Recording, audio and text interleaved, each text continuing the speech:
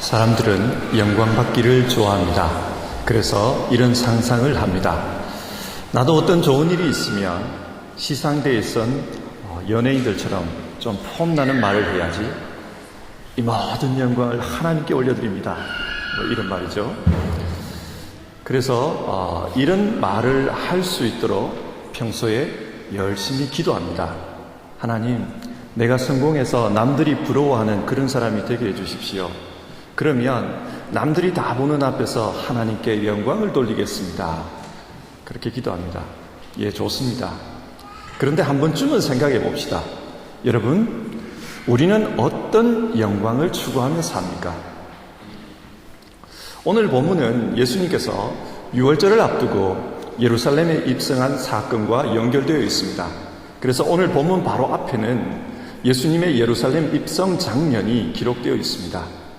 그때 명절을 지키기 위해 예루살렘으로 몰려든 수많은 무리들이 예수님을 환호했습니다. 13절인데요. 호산나, 주님의 이름으로 오시는 이에게 복이 있기를, 이스라엘의 왕에게 복이 있기를. 여러분, 이 사람들은 왜 예수님의 입성을 환호했을까요? 예수님을 메시아로 믿었기 때문입니다. 요한복음 11장에서 예수님은 죽은 나사로를 살렸습니다. 이 사건은 시사하는 바가 굉장히 큽니다. 에스겔서 37장을 보면 이스라엘의 회복에 대한 말씀이 나옵니다. 그때 하나님은 바벨론의 포로로 끌려가 있던 이스라엘 민족을 마른 뼈에 비유합니다. 완전히 죽었다는 말이지요. 그런데 그 마른 뼈가 하나님에 의해 다시 살아납니다. 하나님께서 이스라엘을 회복시키겠다는 약속의 말씀입니다. 사람들은 메시아가 이 땅에 오시면 이런 회복이 일어날 것이라고 생각했습니다. 그래서 로마의 식민지로 전락한 이스라엘 민족을 다시 일으켜 세울 것이다. 그런 믿음을 가졌습니다. 죽은 나사로를 살리는 그런 예수님의 능력이라면 이 일을 하기에 충분하다고 생각했습니다. 그래서 사람들은 예수님을 보며 환호했습니다. 구약성경 이사야서 60장에 이런 말씀이 나옵니다. 1절인데요. 예루살렘아, 일어나서 빛을 비추어라. 구원의 빛이 너에게 비추었으며 주님의 영광이 아침 해처럼 너 위에 떠올랐다. 메시아가 오셔서 이스라엘을 회복하시면 예루살렘에 주님의 영광이 임합니다. 그러면 어떤 일이 벌어지는가? 3절입니다. 이방 나라들이 너의 빛을 보고 찾아오고 뭇 왕이 떠오르는 너의 광명을 보고 너에게로 올 것이다. 온 이방이 이스라엘로 몰려옵니다. 그런데 그때에 무엇을 가지고 옵니다. 무엇을 가지고 오는가? 5절입니다. 그때에 풍부한 재물이 뱃길로 너에게 오며 이방 나라의 재산이 너에게로 들어올 것이다. 이방인들이 많은 재물을 들고 예루살렘으로 찾아온다는 것입니다. 그리고 이스라엘을 섬깁니다. 10절입니다. 이방 자손이 너의 성벽을 쌓으며 그들의 왕들이 너를 섬길 것이다. 사람들은 이 말씀을 문자 그대로 믿었습니다. 그래서 메시아가 오시면 온 이방이 이스라엘을 섬기게 되고 그들로부터 조공을 받을 것이다. 그렇게 기대했습니다. 이런 기대를 가지고 입성하는 예수님을 보면 사람들은 환호했습니다. 그 열광이 대단했습니다.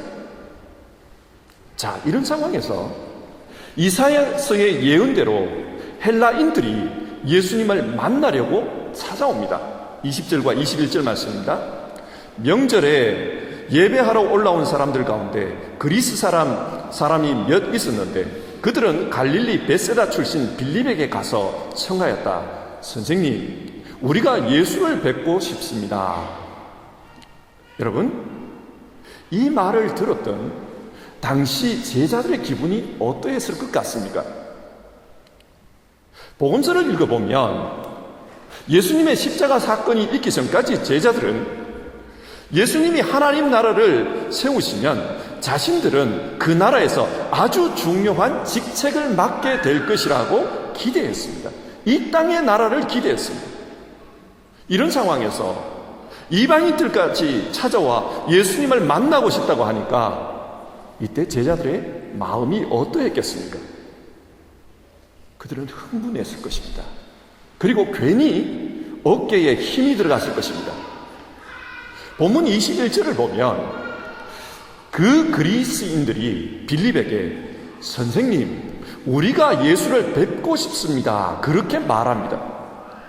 이 헬라인들이 빌립을 선생님 그렇게 부릅니다. 그런데 헬라어 원문을 보면 퀴리에, 주님 이렇게 부르는 것입니다. 퀴리에, 이 말은 당시에 상대방을 굉장히 높이는 호칭입니다. 예를 들어 종들이 자신의 주인을 부를 때 퀴리해 이렇게 불렀습니다. 그러니까 이 그리스 사람들이 얼마나 빌립을 존중하는 겁니까? 퀴리에, 주님 이렇게 부릅니다. 자, 여러분, 제자들이 이 이야기를 들으면서, 이 호칭을 들으면서 얼마나 우쭐했겠습니까? 요한복음을 기록한 제자 요한은 이 당시 제자들의 상황에 대해서 아주 날카롭게 지적하고 있습니다. 그것이 21절에 기록되어 있는데요. 그들은 갈릴리 베세다 출신 빌립에게로 가서 청하였다. 빌립을 설명하면서 갈릴리 베세다 출신이라고 말을 붙이고 있습니다. 왜 이것을 밝힐까요? 요한복음 1장을 보면 빌립은 베드로, 안드레와 같은 갈릴리 베세다 출신이다. 이미 그 출신을 밝혀 놓았습니다. 그런데 여기에 와서 다시 그는 갈릴리 베세다 출신이다. 그것을 왜 밝힐까요? 이유가 무엇일까요? 추록컨대 빌립이 주님이라고 불릴 만한 그런 신분은 아니라는 것입니다. 빌립은 갈릴리 출신의 어부에 불과합니다. 그런데 그리스 사람들에게 주님 그렇게 불리고 있습니다. 여러분, 요한이 왜 이것을 말합니까? 빌립이 그렇게 불리는 것이 질투가 나서 이 말을 하고 있습니까? 그렇지 않습니다. 제자 요한이 복음서를 기록한 것은 예수님의 십자가와 부활 그리고 승천 이후에 한참 시간이 지난 다음입니다. 마태, 마가, 누가복음도 이미 다 기록된 상태입니다. 그리고 많은 제자들이 세상을 떠났습니다. 요한 자신도 늙었고 자기의 생애가 얼마 남지 않았다는 것을 알고 있었습니다. 이쯤 되면 지나온 날들을 아주 냉정하게 그리고 객관적으로 돌아볼 수 있는 그런 연륜이 있습니다. 그래서 요한은 이 복음서를 기록하면서 당시 철없었던 자신들의 모습을 반성하고 있습니다. 그때 우리 모두는 큰 착각에 빠져 있었습니다. 사람들이 우리를 찾아와서 주님이라고 부르며 다가왔을 때 우리는 세상 영광에 취해버렸습니다. 우리가 대단한 사람인 줄 알았습니다. 그리고 예수님을 따라다니면서 고생했던 그 보상을 이제야 받는구나 그렇게 생각했습니다.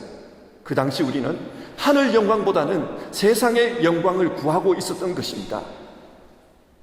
요한은 지금 자신들의 과거를 그렇게 돌아보고 있는 것입니다. 그래서 그것을 밝힙니다. 그들은 갈릴리 베세다 출신 빌립에게로 가서 청하였다. 미국에서 가장 영향력 있는 목회자 중에 한 분인 존 메가드라는 분이 언젠가 한국 언론과 인터뷰를 한 적이 있습니다. 그분은 지금의 한국 교회를 미국 교회에 지나온 역사에 비추어서 이렇게 말했습니다. 지금 미국 사회는 기독교 가치관을 잃어버렸습니다. 그걸 잃는데 200년이 걸린 셈입니다. 과거 미국은 기독교가 사회와 문화를 뒷받침했습니다. 기독교가 사회의 기초였습니다. 그런데 점점 기독교가 기독교적인 문화로 바뀌더니 이제는 이것마저도 변질되고 말았습니다. 그래서 미국 사회는 기독교와 상관이 없는 그런 모습입니다. 그런데 한국은 이런 변화의 과정도 없이 갑자기 끝난 것처럼 보입니다. 그러면서 하는 말이 한국은 짧은 기독교 역사 가운데 갑자기 교회가 커지면서 사회에 강한 영향력을 미쳤습니다. 그 결과 기독교 가치가 내부적으로 또는 사회적으로 제대로 정착도 되기 전에 교회가 너무 큰 힘과 권위를 갖게 된 것이지요. 그런 불안정한 상황에서 포스트 모더니즘의 급격한 물결에 휩쓸리며 한국 교회는 본질을 잃어버린 것으로 보입니다. 이분은 지금의 한국 교회를 이렇게 진단했습니다. 성숙하기도 전에, 제대로 무르익기도 전에 너무 커져버렸다는 겁니다. 그래서 너무 쉽게 무너져 버렸다, 그런 이야기입니다. 여러분은 이분의 말을 어떻게 생각하십니까? 사실 개화기의 한국교회는 국가적으로 어렵고 힘든 때에 복음을 통해 한국 사람의 마음을 위로하고 뿐만 아니라 새로운 세계관을 제시했습니다. 그래서 패배의식에 찌든 사람들, 가난에 찌든 사람들, 도박과 술로 낙을 삼던 사람들, 방탕에 찌든 삶을 살아가던 그 사람들에게 새로운 삶의 방식을 제시했습니다. 그 결과 그리스도인들 중에는 사회 지도층이 많이 등장했습니다. 당시의 그리스도인들은 독립운동을 위해 앞장서던 사람이었고, 애국하는 사람이었고, 신학문을 받아들인 사람이었고, 나라의 근대화를 위해 노력하는 사람으로 이해되었습니다. 그래서 교회를 안 다니는 사람들도 교회를 사랑했습니다. 그러다 보니 그 이후에 교회가 폭발적으로 성장했습니다. 이 당시 한국 교회는 어려움에 빠진 사회를 섬기고 또 세상에 대안을 제시하는 그런 공동체였습니다. 이렇게 수십 년이 지났습니다. 이제 교인 수는 많아졌고 교회는 아주 커졌습니다. 부흥했습니다. 그런데 아이러니하게도 그러고 난 이후에 젊은이들은 급속히 교회를 떠나고 있고 사회는 냉소적으로 교회를 바라봅니다. 한국 사회에서 기독교는 욕먹는 종교가 되어버렸습니다. 왜 이런 현상이 생겼을까요? 메가더의 평가에 따르면 세상 사람들과 똑같이 세상의 영광을 구하며 신앙했기 때문입니다. 미국 교회가 성장기에 아메리칸 드림을 부르짖었습니다. 한국 교회도 경제가 발전하던 시기에 코리안 드림을 말했습니다.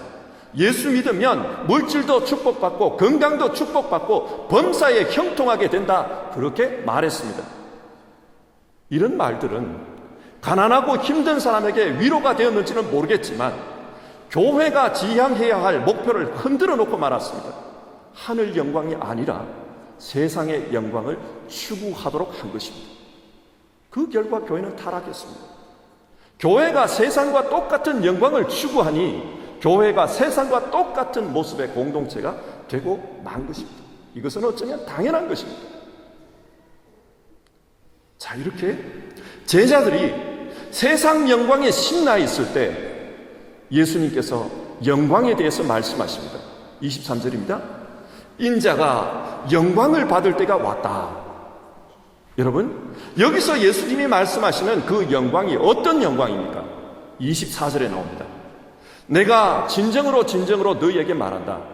밀알 하나가 떨어져서 죽지 않으면 한 알 그대로 있고 죽으면 열매를 많이 맺는다.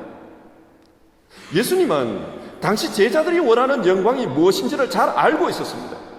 그래서 의도적으로 밀알 하나가 땅에 떨어져 죽지 않으면 한 알 그대로 있고 죽으면 열매를 많이 맺는다, 이런 말씀을 하신 것입니다.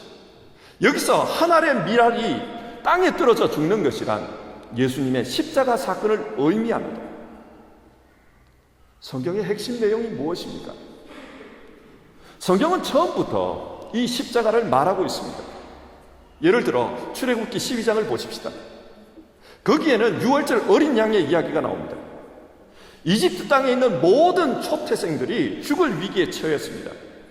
당시 사람들에게 있어서 장자가 죽는 것은 곧 그 집안의 몰락을 의미합니다. 이런 상황에서 하나님은 이스라엘 백성에게 이 재앙을 피할 방법을 말씀해 주십니다. 그것이 무엇입니까? 유월절 어린 양을 잡아 그 피를 문설주와 인방에 바르라는 것입니다. 그러면 그 집 안에 있는 모든 사람이 살 것이다 약속하셨습니다.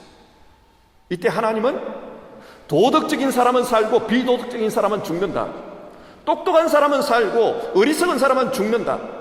돈 많은 사람은 살 것이고 돈 없는 사람은 죽는다. 그렇게 말씀하시지 않았습니다. 조건은 단 하나, 6월절 어린 양의 피입니다. 그 피가 있으면 살 것이고 없으면 죽는다고 했습니다. 여러분, 이 피가 무엇을 상징합니까? 예수님의 십자가입니다. 레위기에서도 똑같은 것을 말씀합니다. 제단에 속죄의 피를 뿌리면 그 죄가 용서된다고 했습니다. 인간의 모든 죄를 그 양에게 전가시키는 것입니다.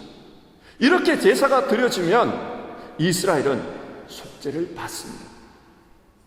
여러분, 이 속죄 제사가 무엇을 상징합니까? 예수님의 십자가입니다. 그런데 성전이 파괴되었습니다. 더 이상 성전에서 속죄의 제사를 드릴 수가 없습니다. 그러면 어떻게 죄사함을 받을 수 있습니까? 이때 하나님은 메시아에 대해 말씀하십니다. 이사야서 53장 5절과 6절 말씀입니다. 그가 찔린 것은 우리의 허물 때문이고 그가 상처를 받은 것은 우리의 악함 때문이다. 그가 징계를 받음으로써 우리가 평화를 누리고 그가 매를 맞음으로써 우리의 병이 나았다. 우리는 모두 양처럼 길을 잃고 각기 제 길로 흩어졌으나 주님께서 우리 모두의 죄악을 그에게 지우셨다. 주님께서 우리 때문에 찔리고 우리 때문에 죽습니다. 그래서 속죄함을 받습니다. 이처럼 예수님의 십자가는 성경의 기나긴 역사 속에 계속해서 반복적으로 그렇게 예언되고 있었습니다. 예수님은 그 예언을 이루기 위해 오셨습니다. 바로 그때가 이때다 말씀하십니다. 성경은 십자가의 구원을 지향합니다. 그래서 빌립보서는 이 십자가 사건의 특징을 다음과 같이 말합니다. 빌립보서 2장 6절에서 8절의 말씀입니다. 그는 하나님의 모습을 지니셨으나 하나님과 동등함을 당연하게 여기지 않으시고 오히려 자기를 비워서 종의 모습을 취하시고 사람과 같이 되셨습니다. 그는 사람의 모양으로 나타나셔서 자기를 낮추시고 죽기까지 순종하셨으니 곧 십자가에 죽기까지 하셨습니다. 빌립보서는 예수님의 십자가의 성격을 한 알의 밀알이 땅에 떨어진 것과 같다. 그래서 썩은 것과 같다. 그렇게 말씀합니다. 십자가는 낮아짐이었고 십자가는 자기 비움이었고 십자가는 희생이었습니다. 그 결과 어떻게 됩니까? 한 알의 밀이 썩어지면 많은 열매를 냈습니다. 예수님의 십자가도 똑같았습니다. 예수님의 십자가를 믿는 모든 사람들이 하나님의 자녀가 되었습니다. 빌립보서 2장 9절에서 11절의 말씀입니다. 그러므로 하나님께서는 그를 지극히 높이시고 모든 이름 위에 뛰어난 이름을 그에게 주셨습니다. 그리하여 하늘과 땅 위와 땅 아래에 있는 모든 것들이 예수의 이름 앞에 무릎을 꿇고 모두가 예수 그리스도는 주님이시라고 고백하여 하나님 아버지께 영광을 돌리게 하셨습니다. 하나님께서 예수님을 높여주셨습니다. 주님께서 영광을 받으셨습니다. 예수님께서는 우리에게도 이 영광의 길을 따르라고 합니다. 그래서 26절, 나를 섬기려고 하는 사람은 누구든지 나를 따라오느라. 예수님을 따르는 것은 구체적으로 자기 인생을 한 알의 밀알로 삼는 것입니다. 썩어지는 것입니다. 그래서 25절, 자기의 목숨을 사랑하는 사람은 잃을 것이요 이 세상에서 자기의 목숨을 미워하는 사람은 영생에 이르도록 그 목숨을 보존할 것이다. 여러분, 믿음이 무엇일까요? 올 초에 한국의 지성인을 대표하는 이어령 박사께서 한 기독교 TV에 나와 대담을 하는 것을 보았습니다. 이분은 지금 연세가 86세라고 합니다.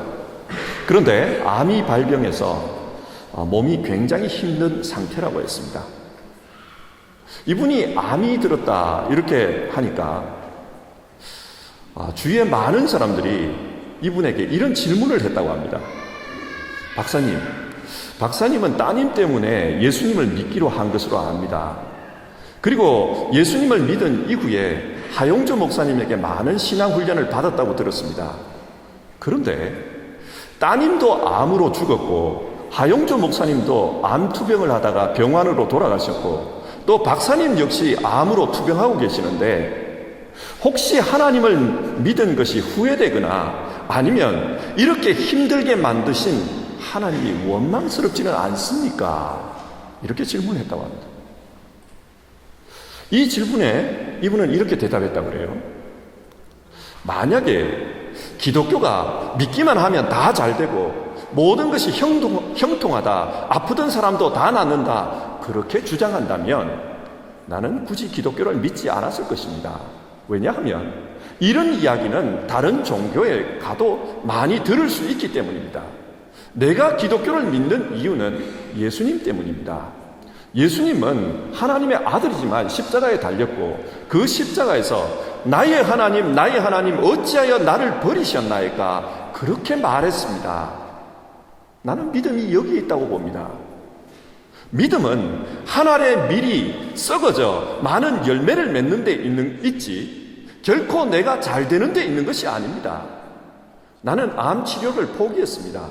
왜냐하면 하루에 7시간에서 8시간씩 계속 매일 치료를 받아야 한다고 하는데 세상적으로 볼 때 나는 이미 살 만큼 살았습니다. 86년이나 살았습니다. 그러니 이제 남은 시간은 치료하는 데 쓰기보다는 하늘의 미랄로 썩기 위해서 사용할 것입니다. 내 글을 통해 한 사람이라도 더 예수님을 믿게 하는 일에 나는 집중할 겁니다. 그렇게 대답한다는 거예요. 이분은 이 대답을 하면서 믿음은 하늘의 미랄로 썩어지는 것이다, 그렇게 말했습니다. 이분이 이런 생각을 한 데는 이유가 있었습니다. 이분의 딸이 암투병을 하면서 죽기 전에 아버지에게 이렇게 말을 했습니다. 아버지 이제 내가 하나님 품에 안길 때가 가까워진 것 같아요. 더 살기가 어려워요. 그런데 하나님 품에 가기가 싫어요. 왜냐하면 이 세상에서 내가 가장 사랑하고 가장 존경하는 아버지가 거기 가면 안 계실 텐데 내가 가면 뭐합니까? 아버지가 없으면 그 천국도 나에게는 슬픈 곳일 겁니다. 내가 거기 가면 뭐합니까? 딸이 울면서 그런 이야기를 했답니다. 이분이 어릴 때 딸을 제대로 보호하지 못해서 딸이 아버지 없이 굉장히 공포에 처한 적이 있다고 합니다. 갑자기 그게 생각이 났다는 거예요. 어린 아이일 때 학교도 들어가기 전에 그 아이를 내팽개치고 술 마시다가 이 아이가 공포 속에서 우는 것을 2시간, 3시간을 방치한 적이 있다는 거예요. 그리고 나서 그 생각이 들었답니다. 또 내가 이 아이를 외롭게 만들었구나. 또 이 딸을 내가 방치해버렸구나. 그래서 그 이야기를 듣는 순간 그 자리에서 예수님을 믿기로 작정했습니다. 내가 너 소원 들어줄게. 내가 예수 믿겠다. 그래서 눈물을 흘리는 딸 앞에서 지금까지 쌓아온 명예도 지식도 체면도 다 내려놓고 주님을 믿기로 결심을 했습니다. 딸은 죽었습니다. 그리고 시간이 지난 후에 생각해 보니까 그 딸은 하나님께서 자기를 위해 보내주신 하늘의 미랄이라는 생각이 들었다는 겁니다. 이 딸 때문에 하나님을 만나게 되었고 이 딸을 통해서 믿음을 배웠다는 겁니다. 그래서 진짜 믿음은 썩어지는 하늘의 미랄이 되어서 누군가를 살리는 데 있지 내가 잘되고 내가 성공하는 데 있는 것이 아니다. 이분은 그렇게 알았습니다. 그래서 이제 자신도 누군가를 위해 썩어지는 삶을 살려고 한다, 그런 말을 했습니다. 믿음은 예수님처럼 썩어지는 삶을 사는 데 있다. 나도 기꺼이 썩어질 것이다. 그것을 결단하는 것이 믿음이라고 했습니다. 그런데 이런 믿음으로 살려고 하면 유혹이 찾아옵니다. 여러분, 예루살렘 교회를 한번 생각해 보십시오. 예루살렘 교회는 부흥하는 교회였습니다. 베드로가 설교했을 때 3,000명이 회개했습니다. 양적인 부흥만 있었던 것이 아닙니다. 많은 사람들이 주의 말씀을 듣고 함께 떡을 떼며 함께 예배했습니다. 자기의 것을 팔아 필요한 사람들에게 나누어 주었습니다. 참 좋은 공동체였습니다. 그러다 보니 이들은 흩어지려고 하지 않았습니다.